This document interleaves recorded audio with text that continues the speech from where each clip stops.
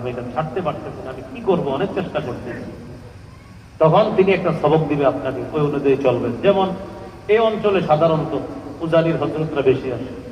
পূজারীর হিসাবের সাথে আপনি একটু ব্যক্তিগত সম্পর্ক তৈরি করলেন, হঠাৎ কোনো এক জায়গায় সুযোগ পেয়ে কাছাকাছি হয়ে চুপি চুপি বললেন, হুজুর আমি তো গত 5 মাস যাবৎ পেরেশানির মধ্যে আছি, এটা হলো গুনাহ নামক পেরেশানি, আমি এই পাপটা আমার দ্বারা হয়ে যাচ্ছে, হুজুর আমি অনেক চেষ্টা করতেছি এটা ছাড়তে পারতেছি না, আমি আপনার অপেক্ষায় ছিলাম অনেকদিন যে আপনারে কখনো পেলে আমি কথাটা জানাবো, হুজুর আজকে আপনারে পাইছি, কষ্ট নিয়েন না, আমি এই গুনাহটা ছাড়তে পারতেছি না, আমি কি করবো?